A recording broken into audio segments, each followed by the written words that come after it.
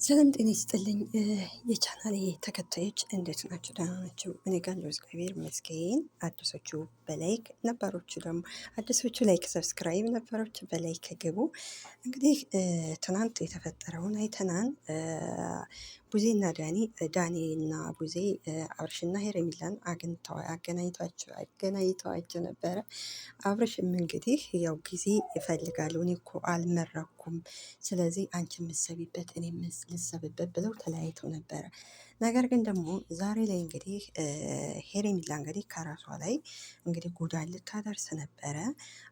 ዳኒና ቡዜ እንግዲህ በራን ኳኩቶ ባክሽ ክፈችነ ብለው እንግዲህ ከፍቷን። ከዛ በኋላ አብረሽም መጥቷን። ስለዚህ ሄርሜላ ለእኔ ጥያቄ ከትናንት ወዳ አብረሽን ከህይወትህ አስወጣኝ ወጥቻለሁ፣ ከሩታ ጋር ኑር ብለሽ ነበር ሄርሿል። ያኔ ከልብሽ አይደለም ማለት ነው። አውቃለሁ ፍቅር ከባድ እንደሆነ። ስለዚህ ለምን በህይወትሽ እቃ እየተጫወተ ለምንድን ነው ወደኋላ የምትመለሹ? ጀግና መሆን አለብሽ። ጀግና ሆነሽ ለወደፊቱ ህይወትሽ አሁን የአሁኑ ስህተት ለወደፊቱ ደግሞ ልትማሪበት ትችያለሽ፣ እንዴት እንደሆነ ልትማሪያለሽ።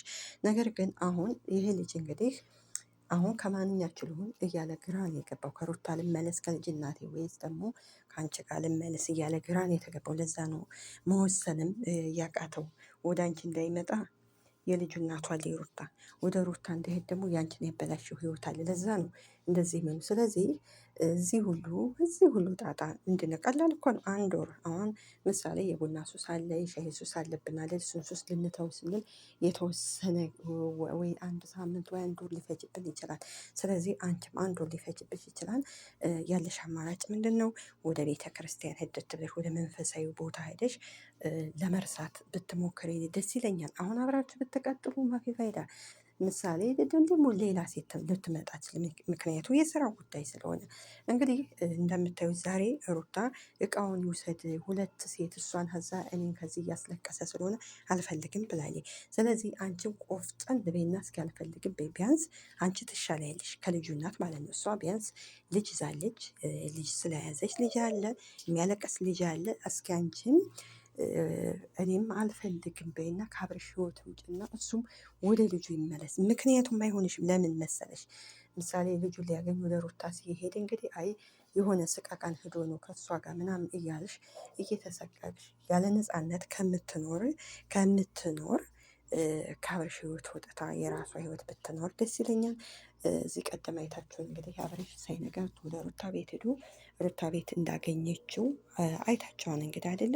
ስለዚህ ከሩታ ጋር ሄዶ ይሁን የት ሄዶ ነው ምናምን እያልሽ ራስሽን እየተጨነቀ ከምትኖር እንደኔ ወደ ራሷ ተመልሳ የራሷን ህይወት ብትመለስ፣ አብርሽም ወደ ልጅ እናቱ ቢመለስ። ምክንያቱም አይሆንም አሁን ገና ነው። ማንኛቸው እንደሚመርጥ ገና እርግጠኛ አይደለንም። ወይ ወደ ሩታ ወደ ሄርሜላ ሊመለስ ይችላል፣ አይታወቅም። እሱ ግን ያም ሆነ ይህ አሁንም ቡዜና ዳኒ እሱ ማንኛችሁ እንደሆነ አብሯችሁ እንደሚኖር ከእናንተ ጋር የትኛችሁ እንደሆነ አይታወቅም። ግን ለዛ አንቺ ዝግጁ መሆን አለብሽ። የሆነ ነገር ቢመጣ እንኳን ያን ነገር መቋቋም አለብሽ እያሉ እየመከሯ ነው። ልክ ናቸው። የሆነ አብረሽ ምን እንደሚወስን አይታወቅም። በጎን ሩታ አለች፣ የልጅ እናት አለች፣ ልጅ አዛል ህፃን ልጅ አለ። አሁን በእርግጥ ህፃን ስለሆነ አባቴ የታለ ምናምን አይልም። ግን አፍ ሲያወጣ እዛ ጎረቤት አባዬ ምናምን ሲሉ እሱም የታለ አባቴ የኔስ አባት ብሎ ሊጠይቅ ይችላል። ስለዚህ እስኪ አንቺ ቢያንስ እንዳልኩሽ አውቃለሁ በውሸት ደልሎሽ ህይወትሽ እንደተበላሽ እናውቃለን። ህይወት ያው ደልሏት ህይወቷን አበላሽቷን እናውቃለን። ነገር ግን ደግሞ የተደ ምናምን እያለ ከምትሰቀቅ በቃ ታፈቅረዋለች እናውቃለን። በቃ አላደለ ለትንሽ እስኪ በቃ እኔ አልፈልግም፣ አንተ ልጅህን አሳድግ፣ እኔ ወደ አንተ ህይወት ስህተት ነበር፣ ተሳስቼ ስለወደድኩ ስላፈቀርኩ ነበር ወደ አንተ ህይወት ከሩታ ጋር የቆረጠል መስሎ ነበረ ተመልሼ የመጣው፣ ተሳስቻለሁ፣ ስህተቱ ከኔ ነው። አንተን በእርግጥ ተሳስታን ህይወቴን አበላሽታል። ስለዚህ ለወደፊቱ ትምህርት ይሆናል። ትዳርክን በደንብ ያዝ፣ ወደ ልጅና ተመለስ ትበልና ሄርሜላም የራሷን ህይወት ትኖር። እውነቴን ነው የምላችሁ። ለምን መሰላችሁ? እንደዚህ እያለ እየቀጠለ አሁን ደግሞ ሄርሜላ ጋር ቢኖር ደግሞ ዙሮ ተዛዟ ዙሮ ልጅ ስላለ ወደ ሩታ ሲሄድ የዛ ጊዜ ያው ጥርጣሬ ውስጥ ምናምን ከምትገባ እንደኔ ቢቀርባት። አሁን ከትናንትና ወዲያ ደስ ብሎን ነበር እውነት ለመናገር ውሳኔዋ። አሁን ሩታም ወስናለች፣ ሄሬሜላም ወስናለች። ሄሬሜላም ቆፍጠን በልና ትወስንና አብረሽ ሁለት ያጣ ጎመን አይደለም የሚባለው። ስለዚህ ሁለቱን ማግኘት የለበትም። እሷም ቆፍጠን ማለት አለባት። እንግዲህ አሁን መጥቶ እሱ ያው ተደወለለት መጣ። ምንድን ነው ያለው? እኔ እኮ ጊዜ ስጡኝ፣ የማሰቢያ ጊዜ ስጡኝ ነው ያልኳችሁ ነው ያለው። እውነቱን ነው። ሰው ለማሰቢያ ጊዜ ያስፈልገዋል። የት ነው የምሄደው? ሰውስ ምን ይለኝ? ወደ ሩታ እንዳልሄድ የሄሬሜላን ህይወት አበላሽቻለሁ።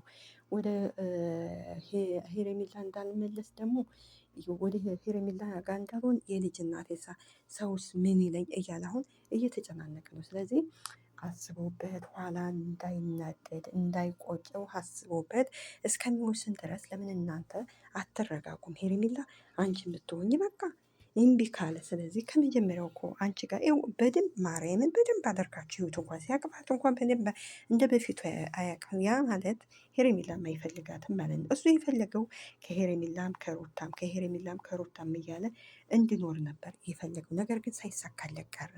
አሁን በፊት አሁን ምሳሌ ሲያቅፋት እንዴት ፈገግ ብሎ ነበር የሚያቅፋት። አሁን ግን እሷ ናት እንጂ የምታቅፈው እሱ የለም።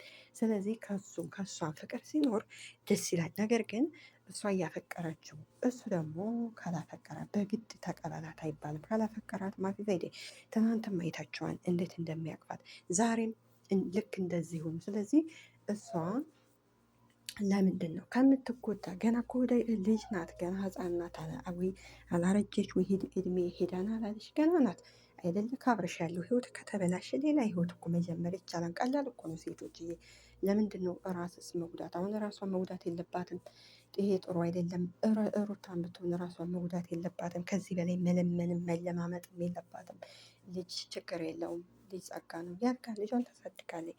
ስለዚህ ሩታም አሁን ላይ ውሳኔዋ ደስ ይላል። የእሱም ባናቅም ሄሬሜላም ከትናንት ወደ አስደስታለን። ለምንድን ነው ወደኋላ? አሁን ትናንትና ዳኒና ቡዜ በጣም ነው ያጠፉት። በጣም አጥፍቷል። ምክንያቱም እሷ እንግዲህ አልደወለላትም ነበር። አሁን ምሳሌ አልደወለላትም ከትናንት ወዲያ ከተለያዩ።